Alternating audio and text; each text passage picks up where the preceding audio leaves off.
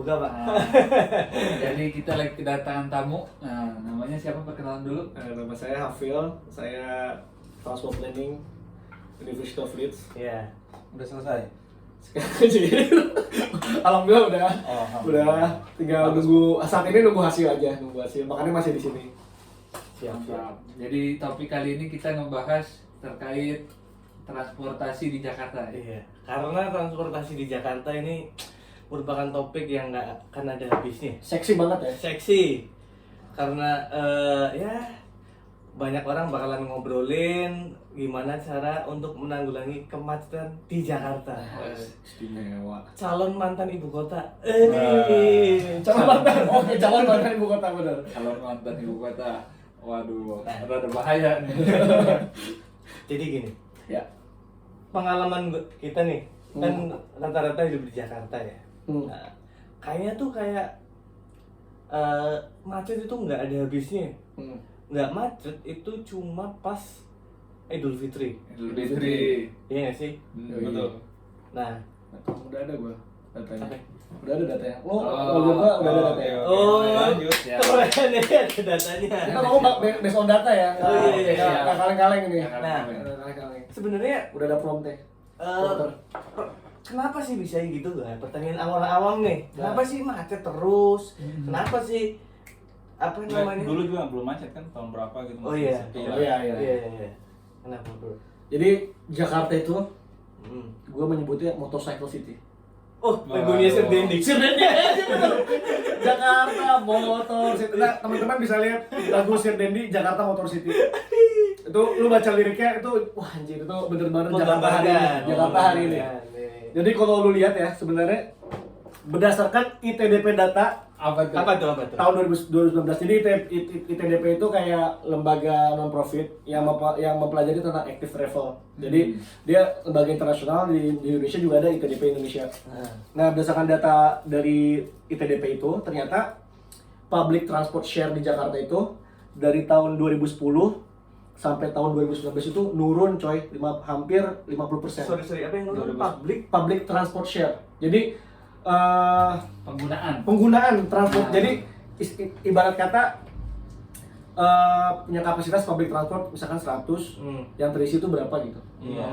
Jadi di private. ya tahun 2010 public transport share kita dibandingkan sebenarnya bukan ini sih, bukan dibandingkan si jumlah public transport, tapi dari keseluruhan aktivitas transportasi yang menggunakan public transport itu cuman tahun 2010 itu cuman 55% gitu. 55%. Intinya makin sedikit orang yang pakai public transport. Ya. Nah, di tahun 2019 yang tadinya cuma 55%, turun jadi cuma 25%-an. Dari tahun Oh, iya. dari 2010 ke tahun 2019. Dari 50 jadi 25%, makin sedikit coy. Makin sedikit ya? Yang mau pakai public transport di Jakarta. Ini Tapi sebelum tahun 2000 berapa tadi? Tahun 2010 Datanya ada nggak? ada datanya ada, tapi trennya sih gue melihatnya nggak terlalu tinggi juga, masih Oh, iya. segitu-segitu aja gitu. Kan ente ngerasain juga ya, Ya. dari kecil di sana. Ya, kalau gue sih sebenarnya lahir besar di Bogor. ya. Angkot. Angkot. Kita angkot. Cuman di Jakarta itu baru pas kerja, kuliah juga cuma main-main doang, jadi nggak terlalu ngerasain lah. Nah, itu gap tadi kan 25%-an. Itu kan ada 75% yang itu ya. Nah, itu setara dengan 20,7 juta perjalanan, jumlah perjalanan per hari yang dilakukan dengan private vehicles. Bayangin, 70% itu setara dengan 20,7 juta perjalanan. Ini ngomongnya Greater Jakarta ya. Di Greater Jakarta, ini berdasarkan data dari BPTJ tahun 2020. Bentar Pak, itu kan dari 55 ke 25. Bisa jadi kan secara amount-nya naik dia, secara jumlah. Oh iya kan? Iya. Tapi secara share persentasenya dia ngurang. Iya. Ya jadi intinya kalau menurut gua sih itu maksud gua itu nggak terlalu. Gua paham sih yang lu tanyain, maksudnya jumlahnya, tapi yang kita bisa lihat kan nanti kita di penjelasan gue selanjutnya gue bakal jelasin bahwa ternyata tuh trennya tuh memang meningkat si apa namanya si jumlah kendaraan tuh nggak pernah turun, dia trennya selalu meningkat, baik itu Oh. motor maupun mobil tuh tetap besar gitu. Jadi itu memang indikasi bahwa orang tuh cenderung apa ya, udahlah gue pakai kendaraan pribadi aja. Sendiri. 20,7 juta Oh, jumlah perjalanan per hari. per hari. Itu yang wah aktivitas Jakarta ke Bekasi, Jakarta Bogor, Jakarta bla bla bla, itu jumlah per hari. Nah, kalau gua spesifikin lagi di tahun 2019 di antara tadi kan jumlah private. Nah, private itu kan berarti kan motorized ya. Private itu kan bisa dibagi jadi motorized, jadi bis segala macam gitu ya. Iya. Iya. Nah, kalau misalkan gua ngomong berdasarkan motorized vehicle itu bisa kita lihat dari jumlah, bisa kita klasifikasikan berdasarkan jumlah motor, penggunaan bis, passenger cars, jumlah kendaraan penumpang, sama truk, tapi mungkin kita nggak hitung. Ini berdasarkan data BPTJ. Yang tadi 20,7 tuh dari BPTJ, Badan Pengelola Transportasi Jabodetabek. Kalau yang sekarang gue jelasin ini berdasarkan statistik Indonesia Iya, iya. tahun 2020. Jadi sekitar di Jakarta itu ada 16,9 juta motor, Oke. 74% coy. Terus jumlah mobil itu, kendaraan penumpang itu 4,2 juta motor, 4,2 juta mobil. Bis itu ada 544.000 dan truk itu nggak relevan sih, memang ini 1 juta unit lah. Oke. Jadi kan kesimpulan sementara indikasi sementara salah satunya orang itu kenapa macet, karena salah satunya adalah indikasinya orang-orang lebih prefer menggunakan kendaraan pribadi. Ya, betul. Nah, jadi kan kalau misal kita pengen problem solving ada 5 why. Apa tuh? Jadi kita pengen analisis root cause-nya sampai pertanyaan kelima. Nah, pertanyaan why pertama, kenapa macet adalah karena orang prefer kendaraan pribadi. Kenapa orang prefer kendaraan pribadi di Jakarta? Oke, sebelum masuk situ. Oh iya. Nah, ini intro dulu. Kita bakal ngasih tahu bahwa tadi kan ngomong berarti orang prefer ke jumlah kendaraan ke kendaraan pribadi. Iya. Sekarang gue bakal kasih lihat kita kalau misalkan analisa gitu kan adanya Pareto. Oh iya. Jadi kita fokus kepada yang gede. Iya. Nah, kalau lu misalkan lihat tadi sebelumnya kan yang paling besar 75% itu kan di motor.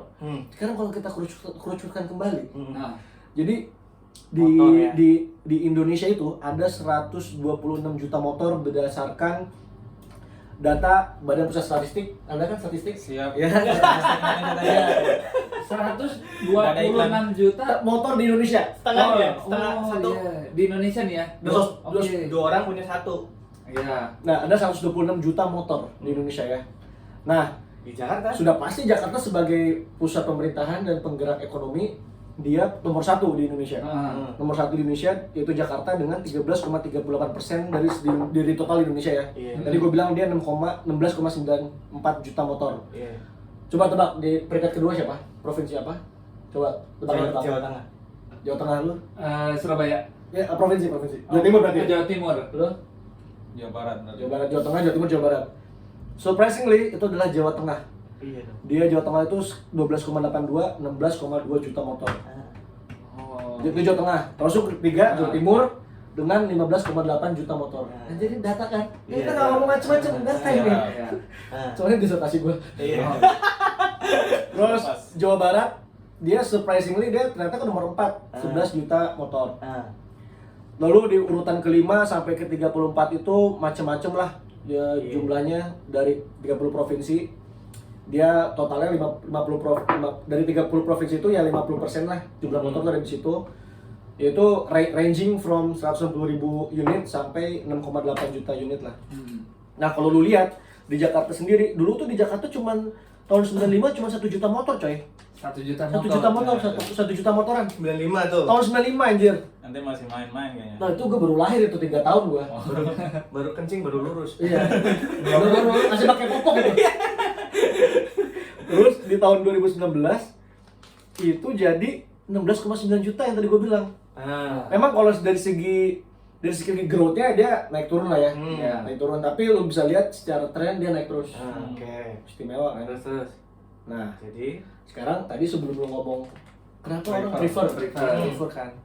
Kalau gua sebelum itu mau prefer dulu apa dampaknya? Terserah. Oh, oke.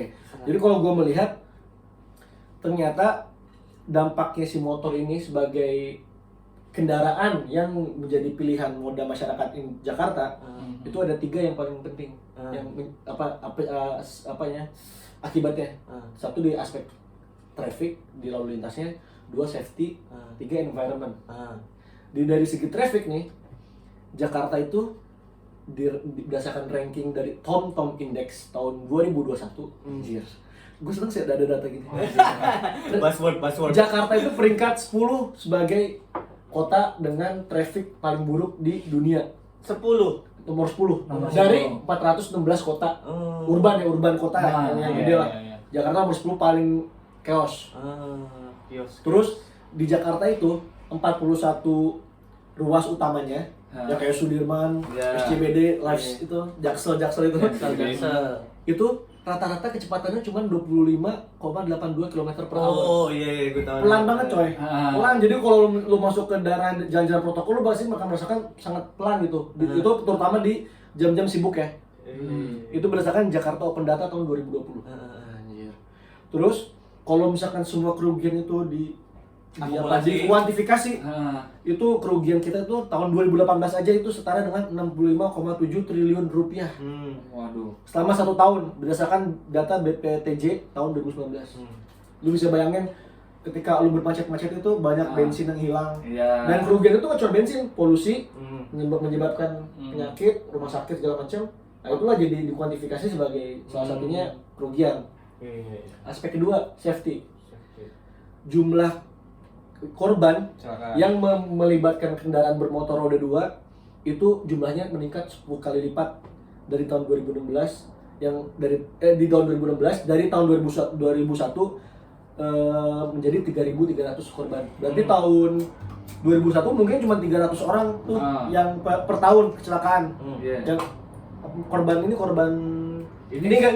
nggak nyebut meninggal ya. Ini mungkin korban jiwa atau korban luka-luka lah, accident yang melibatkan kendaraan bermotor roda 2. Oke.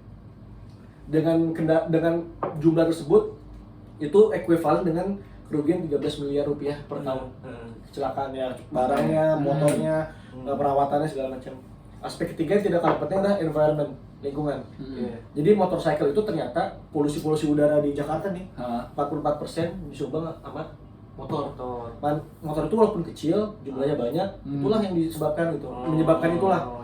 Berdasarkan data dari ICELG data tahun 2019. Ini gue lupa kepanjangannya, ntar bisa di browsing ya teman-teman. Terus berdasarkan data dari Q-Air Report tahun 2019, Jakarta tuh nomor 1 kota paling berpolusi ya di daerah Southeast Asia dengan parameter indikator PM 2,5 itu partikulat meter ukuran 2,5 mikrometer dengan status tidak sehat untuk grup sensitif kayak udah tua itu tidak sehat, rentan, punya asma, punya apa, itu bahaya banget soalnya kandungan kita tuh 45, mikrogram per meter kubik si PM 2,5 itu. Jadi lu bisa bayangin sangat bahaya banget lah ya, polusi banget gitu. Dan itu diasosiasikan dengan tingginya jumlah kendaraan bermotor. Jadi the motorcycle itu ketika orang prefer ke kendaraan bermotor, ini sebelum ngomongin kenapa dia akhirnya milih kendaraan bermotor, itu dampaknya gitu. Terutama motor roda 2. Iya, kendaraan roda 2. Terutama ini Pak yang udah lama motornya, lebih dari 5 tahun. Terutama 2 tak.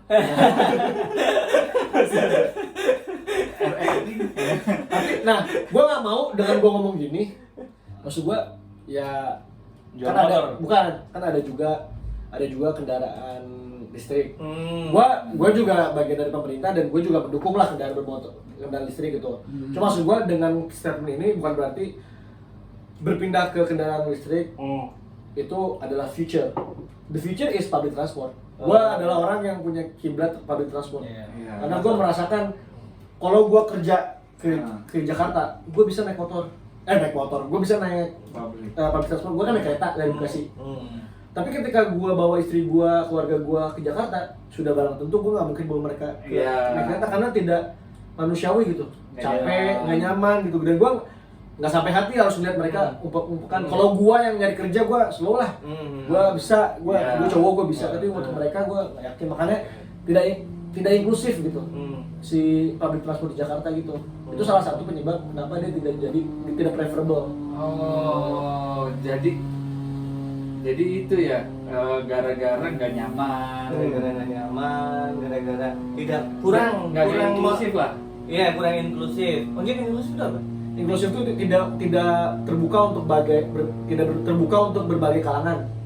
Kalau misalnya ada beberapa kalangan yang kesulitan untuk mengakses public transport, kayak disable, terus like impaired person, atau enggak kayak yang kan kalau lu lihat di sini di UK kan orang udah tua tuh bisa naik bis, bisa naik kereta dengan nyaman, aman, dan bisa sampai gitu. Menarik nih. Tapi di Indonesia tuh susah karena dia tidak inklusif gitu menurut gua. Tapi gua harus apresiasi juga Transjakarta sih. Transjakarta tuh termasuk yang apa ya? Gua ngelihat mungkin di Indonesia cuma satu-satunya lah yang punya layanan yang mature, terus dia ridership-nya tuh udah hampir setara dengan KCI Jakarta apa? Ridership tuh tingkat penggunaan misalkan ada yang tadi gue bilang, misalkan dia armadanya misalkan 100%, ridership-nya tuh 80%, jadi 80% kapasitasnya tuh kepake gitu.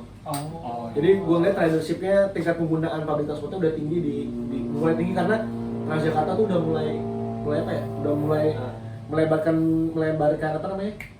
Melebarkan rute-rutenya, dan ini yang menarik coy. Sebenarnya Transjakarta itu jadi gue belajar di mata kuliah gue tuh namanya Transport in Development. Jadi mata kuliah itu mempelajari tentang bagaimana masalah-masalah yang krusial di negara-negara berkembang. Karena gue sama Umartin dari Bogor, kan kami di Bogor tuh ada namanya angkot. Gue sama Umar tuh pasti ngerasain Batas 1000 angkot. kayak ya, gue sama Umar masih ngerasain gue naik angkot diturunin tengah jalan. Nggak ada duit apa? Enggak, karena Kosong. kosong. Jadi ketika dia tahu turun di mana, kata dia gitu. Saya di Pagelaran. Pagelaran tuh angkot 05, mungkin yang tahu di Bogor 05 Pagelaran Laladon misalnya gue. Dia Laladon tuh di ujungnya si rute itu. Sedangkan gue sendiri, dia tuh baru di tengah jalan. Terus gue disuruh turun ya. Naik yang lain aja. Kalau yang baik, gue dibalikin duitnya atau gue dikasih setengahnya. Misalnya gue udah pas gue bayar, gue cuma dikasih setengahnya. Tapi kalau yang bajigur, turun lagi naik, tapi gue gak dikasih. Jadi gue kayak bayar 2 kali, ngerti gak lu? Iya. Nah, ternyata ketika gue belajar modul itu, gue tahu ternyata angkot adalah informal transport. Informal transport itu adalah kayak sebutnya para transit atau apa ya, dia kayak para transit itu dia tidak berhenti di tempat yang seharusnya. Dia tidak terjadwal. Ada register. Sebutan ya. Pokoknya intinya kalau di UK lu lihat bebas aja gitu. Dia tidak tidak berhenti naik turun penumpang di tempatnya gitu. Dan itu sangat berbahaya sekali. Wah, ini kalau gue jelasin nih banyak nih berbahayanya. Jadi buat ibu Pak, sennya Pak. Nah, Beda cerita. nah kalau di informal transport itu kayak gitu. Jadi di Indonesia itu kenapa orang-orang males? Karena karakteristik public transport yang ada dulu bahkan di bus-bus kayak Metro Mini segala macam itu kan lu kan juga informal, berhenti di mana aja. Nah itu juga menyumbang kemacetan karena dia tidak disiplin, berhenti dimanapun segala macam. Dan lu tahu impactnya macam-macam. Satu, kalau misalkan di informal transport, dia tuh membahayakan customer, merugikan customer dan merugikan si driver itu sendiri. Kenapa customer? Kayak tadi gua tiba-tiba diturunin tengah jalan. Terus tipikalnya kayak gini dia, ketika jam sibuk, ketika jam sekolah atau berangkat sekolah pulang sekolah, dia armadanya banyak dan dia melayani kita semua lah. Pas jam-jam tidak sibuk, ketika jam 10, jam 12, lu armadanya sedikit karena dia tahu nggak banyak orang buat naik situ. Makanya dia nggak narik pas jam itu. Imbasnya apa? Customer nunggu lama. Dan lu pernah kan lu naik, lu bisa sejam nungguin. Terus setiap namanya ngetem. Setiap di persimpangan yang kira-kira banyak orang dia nunggu. Dan lu nggak jelas lu nyampe jam berapa. Dan itulah yang disebut kayak jadwalnya tidak reliable. Imbasnya ke sopir apa tadi? Nah, kalau yang ke customer kan jadwal, kita diturun tengah jalan, terus kita juga bisa bayar double. Kalau misalnya kita apes, harus turunin terus naik lagi. Dan kadang-kadang dia nggak setara, misalkan naik ya flat 2.000, jual kan 2.000, gue jadi bayar 4.000 untuk yang seharusnya gue bayar 2.000. Nah gitu. Nah untuk ke driver, wah ini lebih kacau lagi. Dengan the driver untuk supir, dengan sistem yang kayak gitu, dia kayak sistemnya kayak saling memakan, ngerti gak lu? Jadi driver itu kejar setoran. Benar ya. Kalau misalkan lu formal transport kayak bus Transjakarta, dia kan nggak stabil. Dia stabil, dia objeknya dia tuh bukan jumlah penumpang, bukan dia setoran, tapi dia adalah jumlah rute, jumlah berapa trip, dia kontrak berapa trip. Misalnya satu armada dia kerjasama sama vendor. Ini belum ngomongin Transjakarta ya, ini ngomongin misalkan misalkan satu perusahaan dia di hire, kita namanya buying service. Jadi kita beli service, dia perjanjian satu hari 30 trip.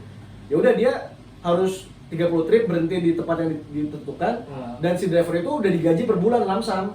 Jadi gaji dia tuh tidak berdasarkan harian. Kalau berdasarkan harian jatuhnya kayak tadi informal transport. Semua orang harus anjir gua harus dapat, dan dia kan bahaya coy. Dia bahaya banget nih setelah gua kaji. Satu, dia jadi sikut-sikutan. Dia bakal mempraktekkan praktik berkendara yang tidak baik, ketika ngebut-ngebutan, ugal-ugalan. Terus dia karena tidak dibatasi dari segi jumlah berkendara, kan biasanya 8 jam sehari, capek, kecelakaan. Udah gitu karena dia sistemnya setoran, kalau misalkan setorannya jelek, dia bayar ke orang yang kurang, PT, ke perusahaan yang kurang. Imbasnya apa? Maintenance. Maintenance ujungnya apa? Safety. Oh iya. Terus yang lebih parah lagi, jadi kebanyakan nggak cuma di Indonesia, ada praktik di luar negeri, kayak negara-negara berkembang kayak Brazil, Venezuela atau apa, dia dulu mempraktikkan itu. Dan itu banyak pemain dari apa coba? Dari pemerintah lokal. Jadi pemerintah lokal, gue punya perusahaan itu. Jadi gue melanggengkan praktek itu karena gue punya konflik of interest gitu. Jadi gue punya perusahaan itu, jadi ya udah gue biarin itu berjalan dengan seperti itu gitu. Sama kayak di Wakanda lah ya. Ya kayak di Wakanda lah, gue nggak ngomong. Tapi di negara itu ada, tapi di Wakanda gue nggak tahu. Tapi kayaknya sih ya. Banyak sih pak. Nah, itu apa coba lebih parahnya itu berdasarkan jurnal-jurnal yang gue baca, itu imbasnya adalah praktik mafia, geng-gengan, kartel. Jadi maksud gue, jadi si yang punya armada itu, dia sikut-sikutan. Jadi lu jangan ngambil di sini ya, ini punya gua segala macam. Wah itu jadi ya berantem, dan itu kan nggak banyak yang ketika dia konflik akhirnya yang kena pengguna. Tapi ini menarik nih. Misal nih tadi ngomongin bersikut-sikutan, gue kayak kepikiran bukannya bagus ya itu berkompetisi, walau gimana ya maksudnya ya. Jadi harusnya gue kenapa dia nggak berkompetisi buat bikin lebih nyaman atau ini atau gimana, atau karena mindset atau gimana? Kalau udah pada ngapain ya? Nah, sebenarnya sih kalau berkompetisinya ini adalah berkompetisi dalam mengejar setoran. Jadi ketika soalnya dan dia nggak diatur coy SOP-nya.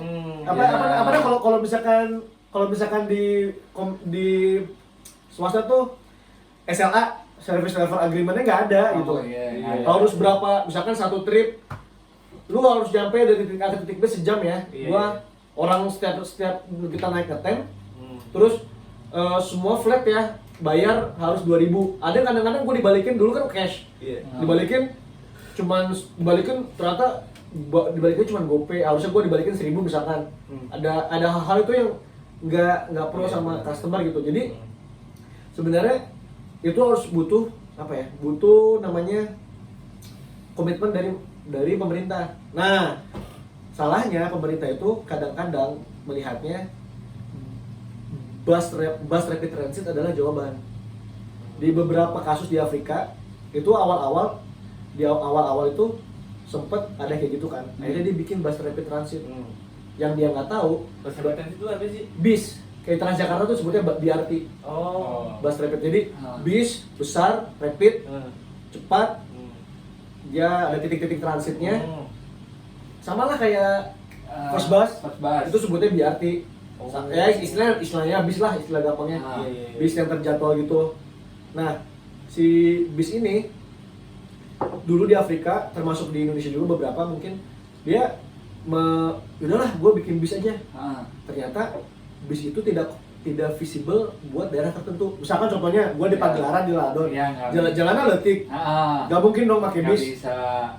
Satu, kemampuan masyarakatnya rendah, nggak bisa dia misalkan bayar 10.000, ya walaupun layanannya nanti bagus dengan 10.000 nggak ada yang bisa bayar.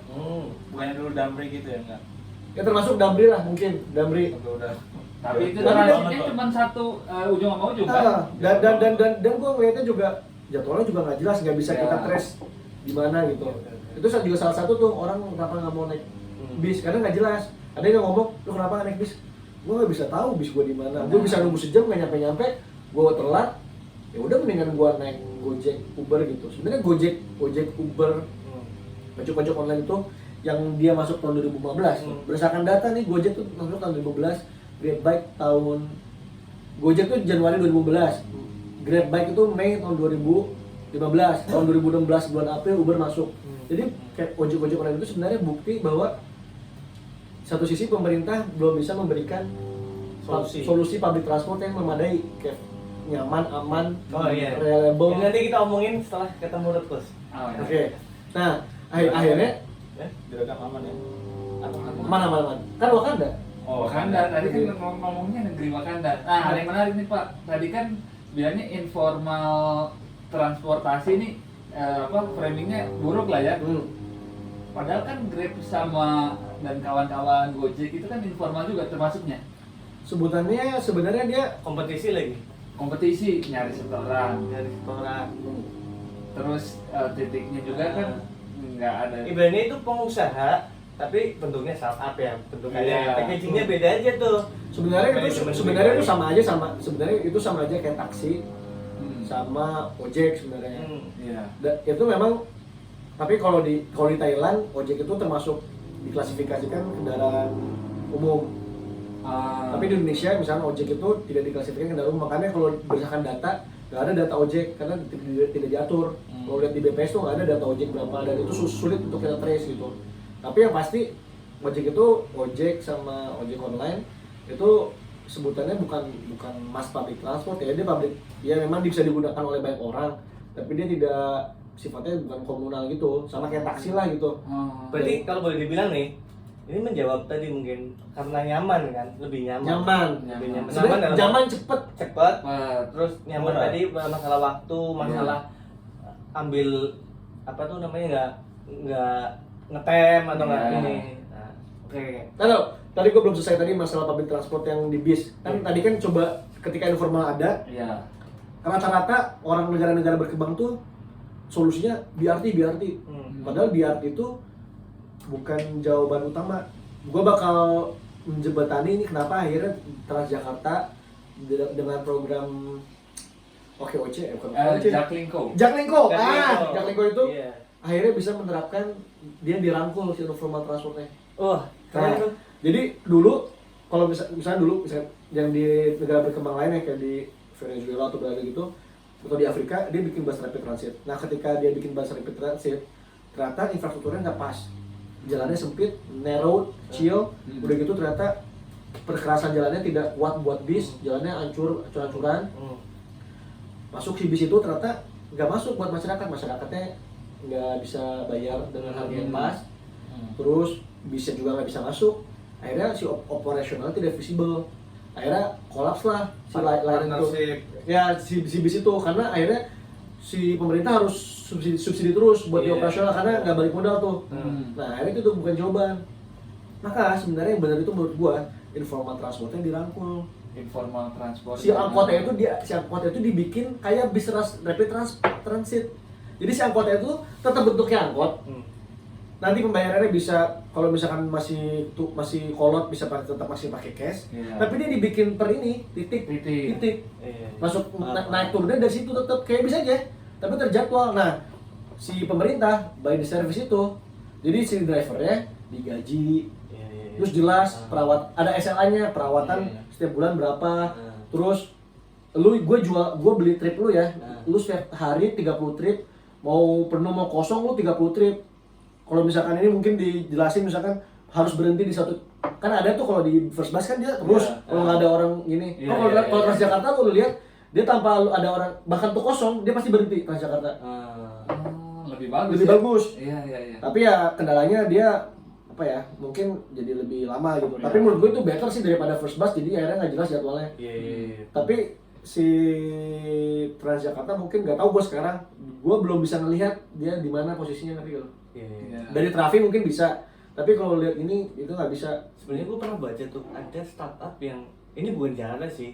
Jadi startup dari mana ya, Singapura atau mana, dia mau masuk ke transportasi bis antar akap. Jadi dia pengen benerin itu. Katanya dia lagi riset. Gue baca. Kenapa harus akap? Kenapa nggak yang Dia komuter lain gitu? nggak tahu deh. Dia pokoknya waktu itu dia mencoba buat masuk ke agen-agen bis gitu. Mungkin mau benerin manajemennya. Iya, belum Iya sih. ada mungkin yang masuk ya. Sebenarnya bis yang jarak jauh juga sebenarnya masih banyak peluang improvement tuh sebenarnya. Soalnya mungkin gede duitnya gitu kan. Lebih gede. Tapi kan Tadi- sekarang tadi- udah bagus kan kalau bus antar kota, gue kan sering pengguna juga. Iya, nih. maksudnya dia pengen nyari apa? Pasarnya. Ceruk pasar di situ. Berarti tadi Jakarta udah ngerangkul nih. Nah Jakarta itu Contohnya di mana? contohnya itu kalau lu pernah lihat yang Jaklingko itu, Iya. itu kan dia dari gue jujur gue mau minta maaf juga, gue belum merasakan si experience si kartunya itu karena gue kan orang Bekasi ya, gue bukan gue, jadi kalau gue bener-bener respect sama Transjakarta karena gue akhirnya pakai naik KCI kereta, gue turun Gondang Dia, dari Gondang Dia ke kantor gue naik Transjakartanya tuh yang ada kan Transjakarta gede tuh, ada feedernya yang lebih kecil. Ada. Iya, benar ada. Itu juga hitungannya nyaman coy, nyaman bagus, respect. Iya. Transjakarta 3.500 gua inget dulu gua naik setahun yang lalu. Itu nyaman menurut gua. Peningkatan ya berarti ya. Wah, enak banget. Gua awal-awal gua pindah ke Kemenko itu, wah ini gua naik apa? Ternyata Iya. gua turun dari Gudang Dia tuh jalan kaki juga nyaman, pedestriannya bagus, thank you Pak Anies. Dan Pak Ahok juga mungkin. Siapapun lah benernya. Dan si Transjakarta juga enak. Jadi kalau di UK ini ya buat yang belum tahu, di UK itu kami kayak ngisi itu ya, beli tiket online. Terus nanti di generate ada QR code, bisa scan. Nah, kalau yang di mana di Indonesia, kita sekarang emang kita masih belum semaju mereka. Tapi kita pakai e-money. Nah, e-money itu kan Dia mirip sini. iya, Kita dan bisa langsung pakai kan. ya menurut gue e-money juga enak, tapi e-money Oyster lah. iya Oyster ya, e-money ya kita harus top up lah. Iya. Nah gue biasanya pakai e-money gitu, tinggal tap. Nah si Jaklingko kayaknya sama juga ya. Itu kalau kita udah pakai itu selama berapa menit kan kita masih Boleh ya? gratis. Iya. Dia mainin kayak jumlah durasinya ya. Durasi. Sama kayak kita misal nih di sini pakai first bus. Misal kita beli yang single, yang satu trip kan ada tuh 30 menit. Oh iya ada itu. Jadi setelah kita buka QR kan 30 menit. Misal kita transit di kota terus pengen ke naik bus yang arah selatan. Oh itu, wah itu Itu teh masih itu. bisa, iya. Anjir, selama ini gue beli 2 kali. Jangan. Iya selama ini gue beli 2 kali anjir. Jadi itu emang fungsinya dia buat rute-rute yang nggak bisa dipakai tapi harus yang nggak bisa Mau nyambung. nyambung. Oh, Jadi dan sekali- mengencourage orang buat tetap pakai public Iya. transport. Itu sama juga kayak di London. Kalau di London kan si Oyster itu kalau 7 kali make sisanya gratis. Ya. Atau enggak 12 kali kalau yang tier 4, tier 5 12 kali. Tapi intinya dia wah itu di London lebih keren lagi sih. Orang pakai jas, wangi, harum, pakai public transport. Cuma di Indonesia mungkin belum laksana ya.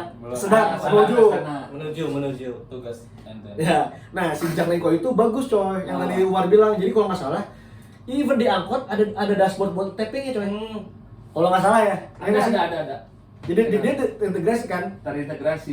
Jadi Pak Anies atau Pak Basuki, gue siapa yang lupa ya dulu yang mulainya itu, dia pengen bikin terintegrasi dan dia oke banget konsepnya. Jadi ketika lu masuk ke perumahan yang padat, yang nggak bisa pakai bis, dia feedernya angkot. Angkot itu yang akhirnya merangkul, dan angkot itu drivernya dia resmi, pakai ini, Iya. angkotnya juga bagus lah, udah Iya. well maintained lah. Dan itu gua temukan di UK. Jadi gua pernah ada field trip. Field trip itu objektifnya buat merasakan bagaimana namanya metropoli. Gua kayak dikasih tiket gretongan, tapi gua kayak harus mencapai suatu titik tertentu. Nah, kadang-kadang titik tertentu itu di pelosok itu. Nah, di desa kalau di Inggris ternyata dia kayak angkot itu ada kayak minivan gitu. Tapi bagus coy, kayak dia pakai seragam. Terus ditanya mau kemana? Mau kesini ya? Mana tiketnya? Jadi bener-bener kayak bis tapi bentuknya kayak minivan gitu loh. Jadi kayak omprengan tapi bagus. Dia pakai seragam dan dia terjadwal, jadi lu berhenti di ada tandanya gitu. Ya itulah tanda lu buat lu naik turun dari situ. Dan gua respect ternyata Indonesia telah mencoba mulai gitu. Dan kalau lu lihat kayak di Bogor kalau nggak salah ya, kan sekarang mau diganti ya? Mau diganti kan? Konversi kan? Si 3 jadi 1 kan? Iya. 3 angkot jadi 1 bis. Satu bis. Nah menurut gua mungkin bisnya itu mungkin masih tadi kan kita ngomong angkot dijadikan informal, tapi mungkin si Pak Arya ini, Bima Arya, mungkin si angkot itu memang cocok masuk ke jalan-jalannya mungkin, makanya dia pakai BRT. Jadi kan tadi 3 angkot jadi 1 gitu. Nah itu bagus sih. Udah ada orang kesadaran dan menurut gua nggak selalu mesti apa-apa tuh kereta tuh juga ada visibility-nya gitu. Kalau dari traffic gak masuk, benar nggak masuk, sebenarnya bis itu oke, cuman emang nggak populis ngerti gak lo? Tidak terkesan sophisticated ngerti gak lo? Nggak canggih, padahal secara fungsi menjawab. Nah itu. Nah, kan secara transportasi di Jakarta ini sebenarnya sudah sudah oke lah ya. Dari jalan gede udah ada busnya, mau masuk ke jalan kecil ada feedernya lagi. Kenapa orang kenapa masih macet? Nggak, berarti balik lagi tadi, kenapa nggak nyaman? Kenapa? Sekarang kan udah nyaman. Oh, udah nyaman. Udah nyaman. Berarti udah nyaman, berarti Kenapa lagi? kenapa lagi? Ada nih, gue baca jurnal. Ada. Ada experience orang kenapa prefer ke motor. Gini kita Pareto ya, motor dulu nih. Iya. Soalnya tadi kan mobil kan tadi cuma 20%. Iya. Jakarta kan didominasi motor. Iya, benar. Ternyata motor itu, nah kalau lu masuk ke luar negeri, di luar negeri motor itu kalau lu lihat dia lebih, kalau orang yang naik motor dia pasti lu lihat deh, dia hobi satu. Iya. Fungsinya bukan buat bertransportasi tapi buat leisure. Oh iya. Jadi makanya lihat motornya motor gede. Iya, mungkin. Jarang Di lu sini nggak ada, lihat. Pak. Di sini nggak ada, Pak. motor. Nggak ada.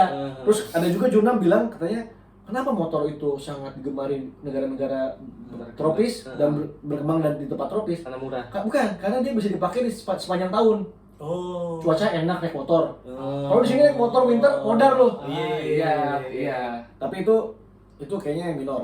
Yang ketiga itu adalah dari segi kecepatan dan biaya. Kalau kecepatan lu tadi bilang kalau naik motor tuh seamless coy. Teman gua dari misalnya rumahnya Cikarang, naik Cikarang ke Jakarta, dia Bandung naik motor. Iya. Tapi dia anti banget naik kereta, nggak mau gua, nggak kuat gua. Atau saudara gua deh, nggak usah jauh-jauh, dia akhirnya beli LCGC, low cost green card. Iya, Brio. Dia bilang nggak bisa gua Phil naik kereta, wah mendingan gua duduk, capek pegel tangan gua tapi nyaman duduk. Iya. Jadi bisa kita lihat bahwa mereka nyaman, pengennya nyaman. Padahal dia capek bayar tol. Tol kita kan nggak murah juga tol kita. Iya. Setiap 2 tahun ada penyesuaian tiket. Berarti masih belum nyaman dong, boleh dibilang. Nyaman kalau udah dalam kota, tapi pas menuju kotanya Karena satelit banyak apa namanya?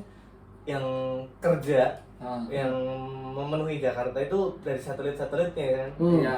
Itu yang bikin. Ya itu maksud gua. Itu tuh mungkin yang akap-akap itu mungkin yang bis yang satelit itu mungkin bisa jadi next project itu kalau ada startup mau masuk tuh. Iya. Karena suruh pasarnya emang dari luar yang satelit city. Bisa. Berarti kenapa nggak nyaman? Nggak nyaman menurut gua armada kurang. Yang dari mana nih? Gak nyamannya menurut gua Yang mana kalau nih? dari luar Jakarta ke Jakarta. Iya sih. Iya. Kalau dalam Jakartanya sih menurut gua yang bis gede yang warna biru-biru itu Iya. yang Transjakarta menurut gua Udah walaupun nyaman. gedung nyaman. Nyaman. Kayak di London aja ya. Iya. Oh, berarti kebanyakan karena emang nggak nyaman karena itu mayoritas yang memenuhi Jakarta dari kota satelit. Ya. Kalau satelit. Kalau udah di Jakarta Dan- nyetir macet capek Dan juga, belum Pak. ini ya, dan belum diberesin yang kota satelit ke Jakartanya. Jadi kalau di transportasi itu juga ada kayak namanya mempertimbangkan cost waktu pasti sama ya si cost perjalanannya. Jadi ada beberapa orang yang rela gue nggak apa-apa gue bayar mahal tapi gue nyampe cepet. Dan kayak misalkan public transport salah satunya juga public transport masih belum digemari karena dia tidak terkoneksi. Kadang-kadang perlu 2-3 kali transit. Udah mah 2-3 kali transit misalkan tarifnya tidak terintegrasi misalkan. Udah gitu setiap transit nunggu makin lama gitu. Nah, ada jurnal bilang jurnal membandingkan nih, ada orang naik motor sama dari detik yang sama nih, dia berangkat sama pulang. Dia berangkat sama ke tempat kerja dan pulang. Dia naik motor seamless dia, sebulan cuman bayar berapa ratus ribu. Ketika dia naik motor ternyata dari segi harga lebih mahal dan lebih lama pulang dan waktu yang ditempuh lebih lama. Misalkan berangkat kalau naik motor sejam, kalau naik bis 1,5 jam, pas pulang lebih gila. Dia bisa telat bisa lebih lama sejam. Kalau naik public transport dibandingkan naik motor. Jadi dengan pertimbangan itu lu bisa lihat lah kenapa akhirnya orang lebih prefer motor. Buat orang yang menengah ke bawah motor, menengah ke atas yang sudah menengah ngehe yang udah bisa beli mobil, LCGC menengah ngehe. Ngehe ke atas ya. Kalau ke atas menengah ke atas udah sopir lah atau apa tapi yang menengah ngehe itu menengah ke atas itu ya akhirnya kalau ketika dia naik apanya? Naik tingkat perekonomiannya akhirnya beli. Nah masalahnya juga industrinya juga. Menarik ini Pak. Tapi itu takut gua. Ya, nggak masalah nih. Ini kita ngomongin dari solusi nih. Misal kita cukup sampai 3 Y aja lah ya. Jadi nggak nyaman ya. Dibatasin anjing. Why. Soalnya yang lain ngomongin koordinasi pemerintah. Jadi misal nih, nanti lu lihat ya, ada yang ini gak? Lu review baru aku. Oh iya. Tapi sejauh aman tadi kan? Aman. Nggak ada. Dukung public transport, dukung pemerintah. Aman. Nah ini nih, ngomongin solusi, kita udah tahu bahwa sampai 3 Y ini kita udah ketemu bahwa nggak kurang nyaman. Nyamannya karena apa? Karena kebanyakan mayoritas itu yang berada di Jakarta, yang bepergian itu dari kota satelit. Kira-kira solusinya apa nih? Kalau gue kebayang gini, yang pertama kayak ibaratnya tadi ada cola persen? Ini Taruh sini aja. Taruh sini aja. Aku mau Cola guys. campur kopi loh. Emang enak? Enggak maksudnya. Enggak apa-apa. Ini enggak dikit. Nah, bayangin gue nih, misal Anjir terus ya nih. Ternyata seru ya. Tambah lagi. Tambah lagi. Topiknya tuh ngalirnya ada. Iya. Tokannya enak. Ini belum transportasi ke alam barza. ini alihnya. Itu channel ternyata gue bener diundang nih. Jadi gini, bayangin gue yang pertama sepeda. Sepeda itu bisa jadi bagian public transport. Karena apa? Misalnya seandainya pemerintah mana lah bekerjasama, misal di suatu pos atau stopnya dia ada penyewaan entah listrik, entah otopet, entah sepeda ke situ tuh cepet kan. Terus habis itu dia terintegrasi, misal lu nyewa itu atau lu lu langsung itu kayak di sini misal Google nih, misal lu tahu bahwa lu pakai ini ke sini. Oh, yang berapa lama? Terus sepeda berapa lama? Seandainya udah nyampe stop itu terus pindah nih moda transportasi lain, habis itu pindah lagi. Misal seandainya dia pindah naik bis, gitu, itu kan enak tuh misalnya gitu. Atau mungkin pakai kerjasama sama ride hailing, apa sih namanya? Oh, apa kayak Gojek gitu? Iya, kayak Gojek online, kayak Gojek atau Grab atau mana gitu kan. Misal dia kayak ibaratnya misalnya satu aplikasi dia, jadi aku bakal ini. Jadi udah pasti dia waktunya tep. Paham nggak? Jadi dia naik ojek nih jam segini dia dijemput cas. Naik dia kan otomatis kalau misal di kota satelit biasanya nggak terlalu macet nih sampai yang perbatasannya. Habis itu dia turun berarti macetnya itu udah terdistribusi juga dong harusnya karena itu. Bisa nggak sih gitu misalnya? Jadi lu maksud tuh aplikasi online dengan active travel gitu digabungin? Jadi integrated gitu. Jadi salah satunya entah itu bisa pakai sepeda, entah itu bisa pakai ojek online. Jadi bermacam jenis transportasi mulai dari yang umum, terus mulai dari yang buat individu itu di apa sih namanya, di manage oleh suatu apalah itu namanya. Terus jadi ketahuan tuh, jadi wah ini macet nggak nih, bisa ketahuan tuh entah pakai teknologi apa kan, AI atau apa itu bisa nggak, atau sebenarnya udah di aplikasi ini sebenarnya. Kalau menurut gua di Indo, kalau yang pertama ya active travel, yang tadi lu bilang sepeda sama jalan kaki gitu, menurut gue ini kurang populer ya, karena Indonesia tuh pertama jalannya belum aman banget. lu nyebut apaan anjir? Kan tadi lu kan active travel, Iya. sepeda, sampai jalan kaki. Serius nih Pak? Terus nih, gua buat kalian nggak main-main. Oh, iya. Jadi kalau active travel menurut gua agak sulit, maksud gua perlu di encourage orang buat public transport, buat jalan kaki. Tapi menurut gua si fasilitas pendukungnya juga harus siap, kayak pedestriannya, terus si sepedanya. Yang gua lihat sepeda ini di Indonesia masih leisure.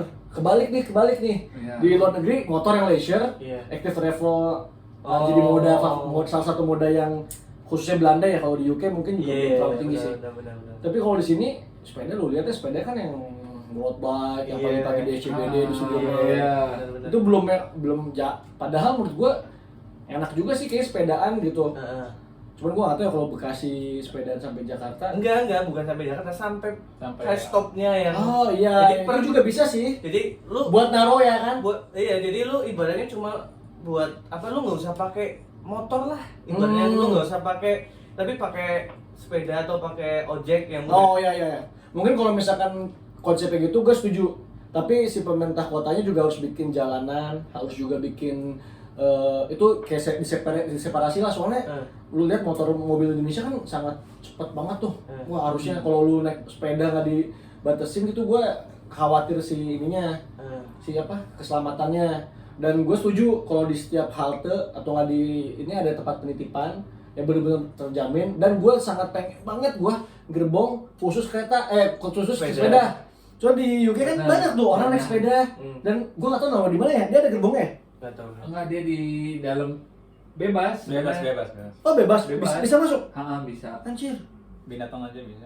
Terus kalau Oh iya, misal binatang bisa ya? kalau misal terintegrasi gitu, misal yang tadi seandainya tuh ada terintegrasi sama aplikasi ojol gitu, ibaratnya kan orang udah mengurangi menggunakan sepeda motor ya. Jadi kita pakai sepeda motornya Orang lain. kang ojeknya kan. Itu visible nggak sih, maksudnya berpengaruh juga nggak, atau Kenapa dia nggak naik ojol dari rumah dia aja sekalian, nggak usah naik sepeda? itu tadi biar mengurangi polusi aja Ya. dan mengurangi penggunaan sepeda. Ada beberapa saran sih, lu diskusi dulu, gue ada beberapa saran Gitu. dari Kalau menurut gua kurang efektif. Iya mungkin. Iya kan? Kalau iya sih. Cuma kan ini buat mendorong pakai public transport aja. Jadi lu mungkin daripada lu ke Jakarta kenanya 60.000, tapi lu sampai stopnya cuma 10.000 gitu. Terus habis itu Berarti ntar dulu nih, kalau bisa kita ngebayangin ngegoesnya sampai mana? Misal dari bukan goes, pakai ojek nih misal. enggak kan, kita pertama dari rumah naik sepeda dulu nih kan, berarti kan. Ada ceritanya. Iya kan? Enggak dijemput sama ojek. Oh, dijemput sama ojek, Iya. terus turun di Stop. habis itu kita naik sepeda. Enggak naik bis. Public transport. Public transport. Jadi itu cuma buat biar orang mau pakai public transport aja. Tadi kan katanya yang di dalam kota udah nyaman nih. Iya. Cuma di satelit tadi. kurang Cuma nyaman. di satelitnya aja. Jadi kan kita road cost ketiga. Ya. Nah, menurut gua root cause-nya adalah di perjalanan utama dari kota satelit ke kota tujuan. Iya, itu tadi. Itu kan kota Dibagi. satelit ke kota tujuan nggak mungkin pakai moda transportasi umum yang rada mahal nih, costly nih kalau bisa sendiri kan naik ojek. Betul. Harus pakai mass transportation Iya, kan. iya. Salah satunya kalau nggak bus, kereta, Kereta. KRL, komuter lain nggak penuh. Kalau bisa Iya, jam-jam iya. pergi, Mm-mm. ya kan? Bisa jadi sih penuh. Penuh, Nggak nyaman dong balik lagi. nggak jangan. Nah, menurut gua kalau naik bis itu kan dia yang sekarang nih jadwalnya emang kadang-kadang suka nggak nentu, pertama. Terus yang kedua, pas di jalan tuh macet.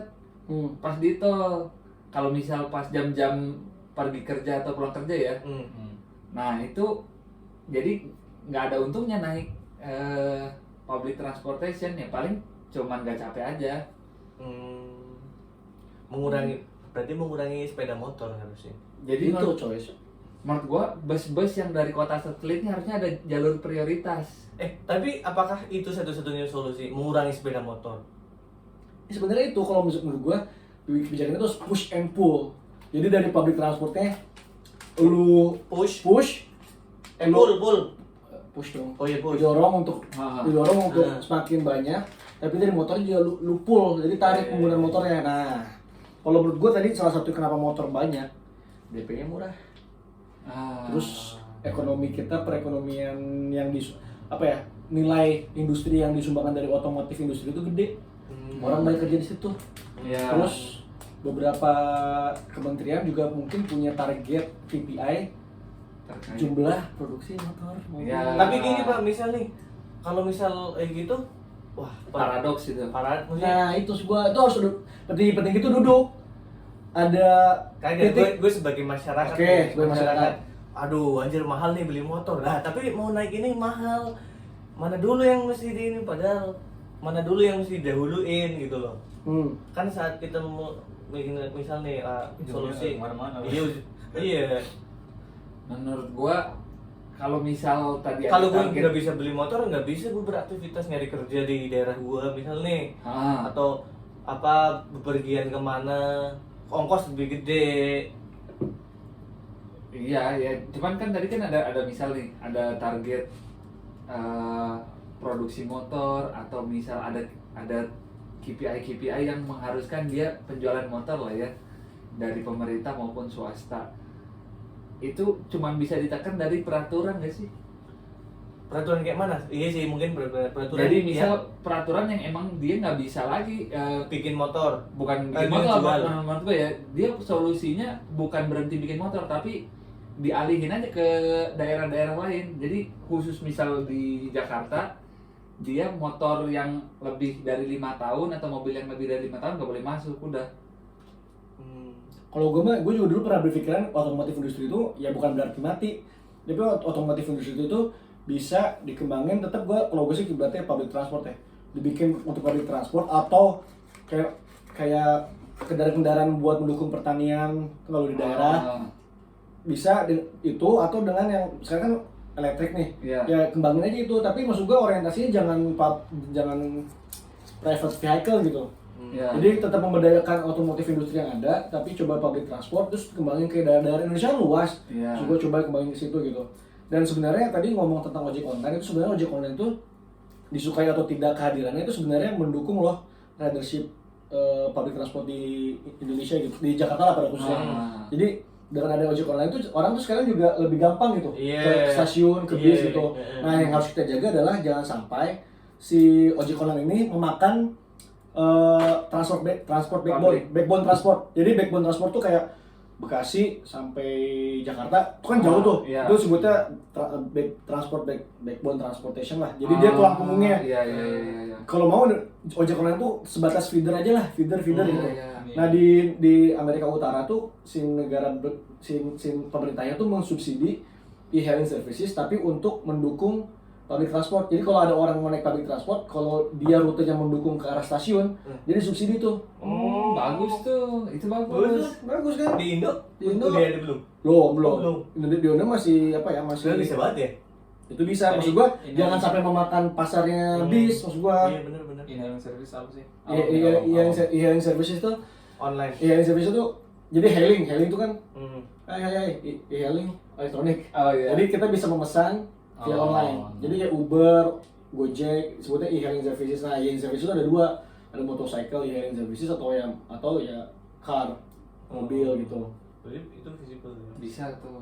Nah, itu sih menurut gua tuh. Tapi menurut lo yang paling visible sebenarnya apa? Kalau pandangan lo sendiri, sebagai yang lo udah pelajarin gitu, Kalau gua mah sebenarnya solusi yang cukup visible nih. Kalau menurut gua sebenarnya komitmen sih. Pertama komitmen. Jadi salah satu kenapa motor yang dipilih, yang motor tadi DP murah. Jadi seiring meningkatnya tingkat perekonomian orang Indonesia, berarti kan dia punya uang banyak, dia bisa spend lebih untuk barang-barang yang bukan primer doang gitu, Iya. sekarang sekunder. Nah motor tuh salah satu ya Primer aset lah, dong. ya penting juga lah buat dia buat bertransportasi, dan dia murah gitu. Dari gue bilang, jadi harusnya ada komitmen di antara petinggi-petinggi pemerintah itu ya buat nyari equilibriumnya gitu, nyari keseimbangannya. Emang butuh berapa sih motor gitu, dan pada suatu titik motor itu ya jangan ya, dari DP-nya tuh terlalu murah, jadi orang 500.000 bisa bawa motor coy. Ya gimana nggak DP 0 juga bisa. Iya, DP 0 juga bisa Modal gitu. naruh KTP. Iya. Dulu sempat ada beberapa kebijakan yang dia menghilangkan apa ya, ketika dia DP-nya 0 gitu. Wah, itu motor meningkat gitu. Meningkat karena orang ya udah gampang banget. Berarti dibalik kalau di sini DP-nya tahu Nah, nggak? aku nggak tahu di sini. Kalau di sini aku jujur nggak mau so tahu juga, tapi nggak tahu kalau di sini berapa. Cuman yang aku tahu di sini nggak tahu ya, mobil-mobil tuh murah mungkin karena mobil Eropa juga. Mobil asuransinya kita yang mahal. Asuransi yang mahal, dan yang mahal itu asuransi sama asuransi. Kalau maintenance tuh per bulan nggak sih? Dia harus bayar nggak sih per bulan? Maintenance apa? Tergantung enggak. yang pemilik. Per bulan maintenance tuh ada jadwalnya, diwajibkan servis di tanggal sini itu. ya? Oh iya. Dan di sini Iya. tuh ketahuan kalau lu kecelakaan, lu kenapa, ketahuan itu ke data gitu. Jadi nggak, terus insuransi yang mahal, jadi semakin lu muda semakin mahal coy. Murah, kalau mobil semakin tua makin mahal. Enggak, kalau itu juga ngaruh tuh si pengendaranya. Oh. Katanya kalau misalkan dia umurnya muda dan kayak cenderung agresif kendaraannya, si asuransi gede, karena resiko dia nabrak gede. Iya. Pokoknya ada beberapa indikatornya, dan itu make sense sih menurut gue. Oke, berarti itu ya, mahalin. Tapi nyiapin tadi alternatif ya kalau yang Berarti alternatif apa kalau yang lain selain mahalin? Opsi kedua lah. Ya menurut gue sih itu dibuat nyaman secara yang tadi kayak komuter lain Apakah diperbanyak? bisa diperbanyak. Macet sama macet. Bener Omar, berdasarkan disertasi gue nih, waduh. salah satu saran gue adalah bikin tadi kan sebenarnya kan orang kenapa males gue, nggak nyambung itunya, rutenya mahal, terus gue lama nyampenya. Nah tugas kita adalah si public transport authorities di Jakarta itu harus kerjasama lah, harus kayak KAI, Transjakarta. Ya tadi sebenarnya bentuknya Jaklingko tadi sebenarnya. Kalau misalnya bisa diperbarui, diperbaiki makin bagus rutenya atau pelayanannya, orang tuh pengennya seamless transportation gitu. Mana set murah. Bayar sekali, Des. Nah, bayar sekali berapa, murah, terus nyambung, nunggu nggak lama. Nah itu yang kayak simpul-simpul itu yang harus kita integrated ya. ya, integrated betul. Jadi itu harus di-maintain. Udah gitu, jadi pemerintah tuh delivering mobility as a service gitu. Jadi mobilitas tuh benar-benar as a whole. Jadi jangan sepotong-sepotong, jangan kereta bikin ini. Bikinlah satu kayak holding lah atau apa yang menyatukan mereka semua. Jadi mereka tuh ya kayak aset-aset gitu loh. Iya, paham. Sebenarnya problem Jakarta itu ada nggak di negara lain, atau misalkan kita itu niru negara lain, atau kita memang beda sendiri gitu? Menurut gue sih kita nggak bisa nyamain. Kita ngambil yang mirip, ngambil yang Digabungin karena gitu. kita punya kultur berbeda, betul. hidup yang berbeda, nggak bisa disamain. Terus tadi juga sebenarnya ojek online itu sebenarnya ngaruh bikin kemacetan juga tuh sebenarnya ojek online, karena dia kan berhenti di mana-mana kan. Nah itu harusnya si perusahaan membatasi lah kira-kira berapa sih yang dibutuhkan untuk satu daerah. Jangan buka terus rekrutmen. Karena makin banyak armada tuh berkeliaran kayak kecoa lah terus dia berhenti di mana aja. Ya berhenti di mana aja. Maksud gua dia diedukasi juga, dikasih tempat, dikasih pelatihan. Tapi udah mulai ada, iya kan? Ya kayaknya sih udah mulai ada ya kayaknya sih. Cuman gua nggak tahu semasif apa dan se-efektif apa gitu. Tapi itu yang harus ini sih. Adanya konflik Pak, masih ada nggak konflik sosial ojek online versus ojek? Kayaknya Nggak ada, itu udah aman. Udah nggak ada. Ya awal-awal aja. Berarti yang konvensional jadi online ya? Atau Yang pokoknya online itu sebenarnya jangan sampai memakan marketnya yang backbone transportation. Udah gitu dia memang khusus buat feeder aja. di waktu yang bersamaan ya pemerintah juga bikinlah transportasi, kan pemerintah juga sekarang udah mulai nih. Iya. LRT ada Bekasi, Bogor. Itu kan bagus tuh. Bagus. Ini kan ada yang lain Jakarta ke Bekasi, di bawahnya juga ada Jakarta ke Bekasi pakai LRT kan. Itu bagus tuh, bisa mengurai. Nah, tadi juga masalah apa headway juga. Headway kita tuh bisa Bekasi misalkan 30 menit. Kalau bisa Bekasi bisa lebih cepat dari 30 menit, orang mungkin lebih pengen. Dan dengan headway tinggi kan, dengan headway yang tinggi itu kan sebenarnya si keretanya juga lebih nyaman gitu, nggak ngumpul-ngumpulan di satu tempat. Nah, kayak yang gua tahu di KAI itu lagi pengen ngembangin namanya persinyalan itu. Sekarang tuh persinyalannya pakai fix block. Jadi fix block itu, jadi misalnya ada kereta nih.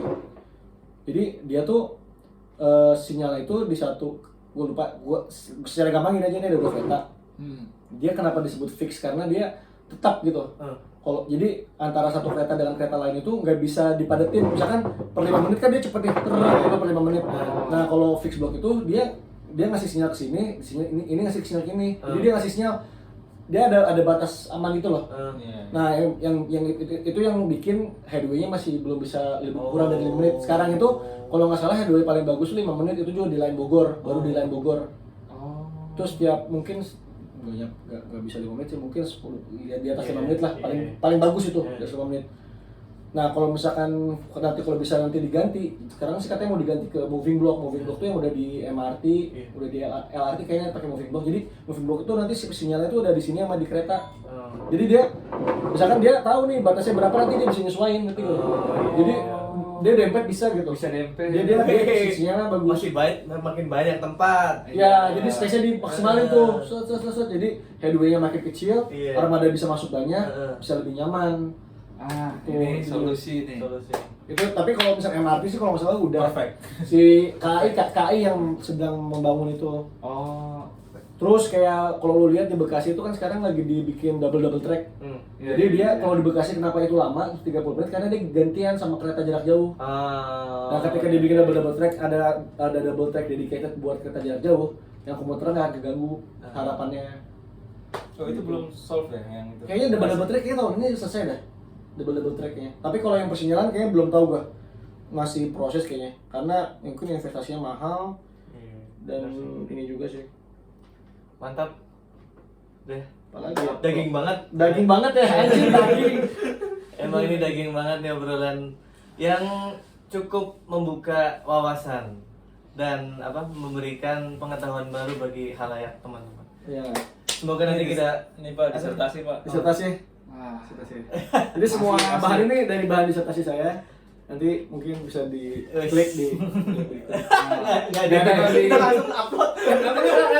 nanti si itunya. Oh iya. Si bahan bacaan kalau mau baca. Oh iya, nanti bisa kontak Nanti saya izin dulu ke supervisor saya, boleh di publish secara online.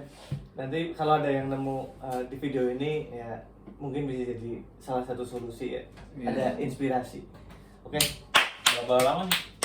Bye. 1 jam. Anjir keren.